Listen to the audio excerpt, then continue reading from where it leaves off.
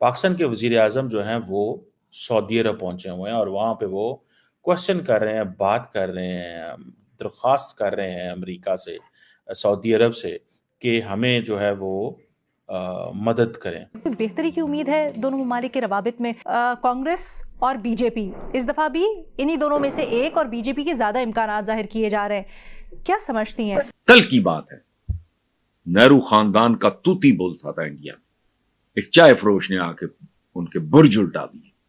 आप उसको पसंद करें ना करें, ये क्रेडिट तो दें। Today, Kashmir's economy is doing much better.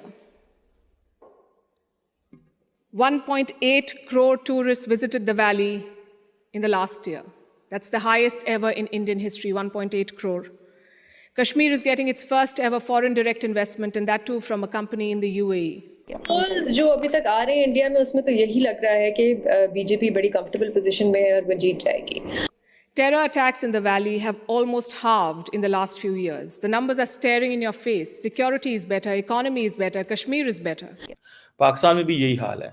यहाँ शहजादे और शहजादियाँ जो हैं वो मुल्क चलाते हैं, क्योंकि जमहूरियत तो जिस तरह की चलती है पाकिस्तान में हमने देखा ही है। India is not a timid democracy that tolerates terrorism or betrayals. When Pakistani terrorists attacked Kashmir's Pulwama, India carried out surgical strikes on Balakot. Today's India is not a pushover country. It's a world power denied. कि Saudi अरब जो है वो पाकिस्तान का दोस्त तो ज़रूर है, लेकिन वो ये भी कहते हैं कि भाई आप लोगों पे हमें एतबार नहीं है, जो सीधी बात है। खबर ये आ रही है, सोशल मीडिया पे ये चीजें सर्कुलेट कर रही हैं कि जैसे मेन स्ट्रीम मीडिया पाकिस्तान में कंट्रोल था, वैसे ही सोशल मीडिया को भी कंट्रोल करने की प्रॉपर तैयारी कर ली गई है। पहली बात है वो समझते हैं एतबार इसलिए नहीं है क्योंकि हमें पता है कि आपने जो चाइनीज मनी है उसको भी वेस्ट किया है। उसने भी कहा था 1000 साल जंग लड़ेंगे। 1000 साल जंग, 1000 साल उम्र होती है किसी की? वो यहाँ तो जोग्राफिया बदलते रहते हैं। 76 साल के अंदर 71 में तो पाकिस्तान 2 लाख हो गया, उसका जोग्राफिया बदल गया। क्योंकि आपने इतने गलत एक्शन किए हुए, इतने बदमाशाना एक्शन किए हुए हैं कि लोग आपके इन गलत रवैयों की वजह से, इल्लीगल एक्टिविटीज की वजह से आपसे नफरत कर रहे हैं और कंट्री छोड़ के बाहर जा रहे हैं। जय हिंद, नमस्कार दोस्तों।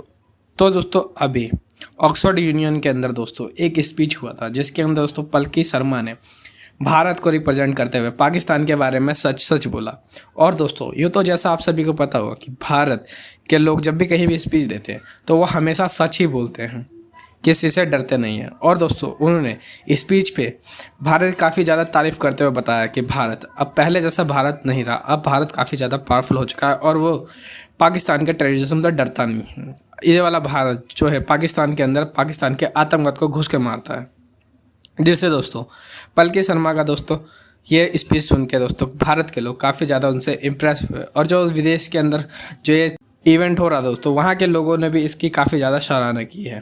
पोल्स जो अभी तक आ रहे हैं इंडिया में, उसमें तो यही लग रहा है कि बीजेपी बड़ी कंफर्टेबल पोजीशन में है और वो जीत जाएगी। अगर बीजेपी हुकूमत बना लेती है और एक कंफर्टेबल, उनका बल्कि इस बार नारा भी यही है कि अब की बार 400 से पार, मतलब कि वो चाह रहे हैं कि उनको 2/3 मेजॉरिटी मिले।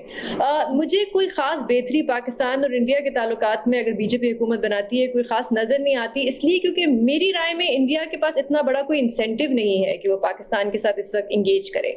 हाँ, दोनों न्यूक्लियर पावर्ड ममालिक हैं तो थोड़ी बहुत लिमिटेड इंगेजमेंट तो रखनी ही पड़ती है, लेकिन एज सच कोई इतना बड़ा कोई इंसेंटिव नहीं है। शायद हमारा बड़ा ज्यादा इंसेंटिव है क्योंकि हम मईशत के हवाले से देखते हैं, ट्रेड के हवाले। हमने देखा है हाल ही में वज़रा ने कुछ इशारे भी दिए हैं इस तरफ, खासकर इसहाक डार जैसे देख ले। भट्टी साहब आपकी क्या चीज अलीना, बस मैं एक लाइन ऐड कर दूं। आप बल्कि अभी जब इंतखाबात चल भी रहे थे, उनकी मुहिम चल रही थी इंडिया में, तो हमने देखा कि नरेंद्र मोदी का भी बड़े अग्रेसिव किस्म के बयान आ रहे थे पाकिस्तान के बारे में कि हम वहां पे घुस के मारेंगे दहशतगर्दों को।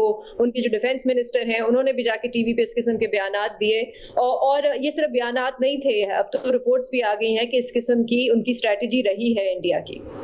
अच्छा, इंतखाबात के माहौल में तो इस तरह के हमने देखा बयान होते ही हैं। एजाज आपसे सवाल, लेकिन क्या आपको लगता है इंतखाबात के बाद जब चीज़ें ज़्यादा सेटल डाउन होंगी, हुकूमत आ जाएगी, तो बेहतरी हो सकती है कुछ?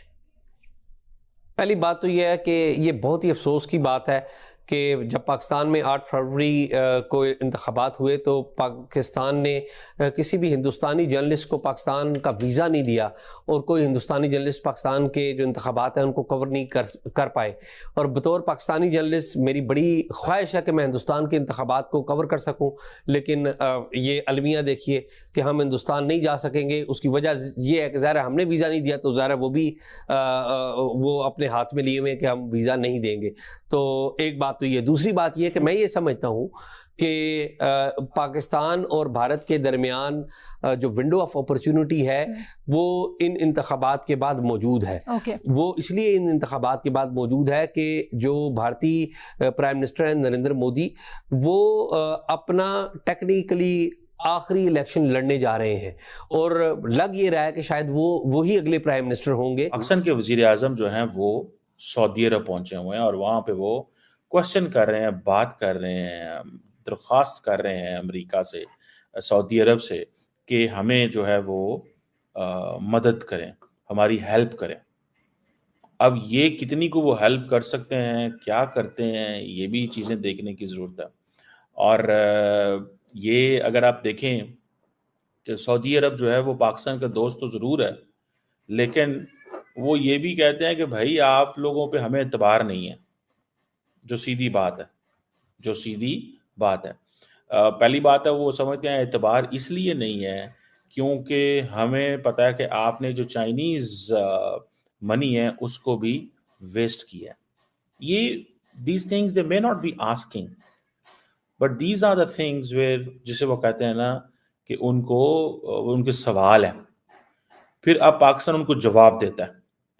پھر ہم نے بتایا کہ جی ہم نے SIFC special investment facilitation council which is a one stop shop ہے فار انویسٹرس، جس میں ایک ہول آف گورنمنٹ اپروچ ہے. ٹھیک ہے جی، ہم کنڈیوسو انویسٹمنٹ کلائمیٹ دیتے ہیں، فاسٹ ٹریک پرائیویٹائزیشن کر رہے ہیں اسٹیٹ اون انٹرپرائزز کی، یہ ساری چیزیں جو ہیں وہ کر رہے ہیں. ٹھیک ہے، سو یہ چیزیں بڑی امپورٹنٹ ہیں اس سینس میں، کیونکہ جو انویسٹر ہوتا ہے وہ سب سے پہلے دیکھتا ہے 3 چیزیں وہ دیکھتا ہے. میری نظر میں سعودی عرب کے حوالے سے اگر بات کی جائے، پہلی بات ہے وہ دیکھتا ہے میری پروفٹ ریپیٹریشن کیا ہوگی. ٹھیک ہے جی، کہ ہمارے جو پروفٹ ہم کر لیتے ہیں وہ بینکوں میں پڑے ہوئے ہیں، لیکن بینکوں سے لے کے جا نہیں سکتے. We do not let companies to take back their profit because we don't have dollars. ٹھیک ہے جی. اور ہم نے، میری تو اطلاع کے مطابق پاکستان نے سعودی عرب کی بہت ساری کمپنیز کے پیسے دینے ہیں، لیکن ہم ان سے ریکویسٹ کرتے ہیں، جس طرح ہم چائنیز کے ہم نے پیسے دینے ہیں، ہم ان سے ریکویسٹ کرتے ہیں کہ پلیز تھوڑا ہولڈ کریں. سو کیسے جو پاکستان کے وزیر اعظم وہاں گئے ہوئے ہیں، ایک تو ظاہری بات ہے یہ پروفٹ ریپیٹریشن پہ بھی فوکس کریں گے، دوسرا مانیٹری اسٹیبلٹی کے حوالے سے ان کو کہیں گے کہ سر ہم جو ہے وہ آپ کے ساتھ مل کے کام کرنا چاہتے ہیں، مانیٹری اسٹیبلٹی کے حوالے سے ہماری مدد کریں. ٹھیک ہے جی. اور تیسری بات جو ہے وہ ہے آپ کی آربیٹریشن رائٹس.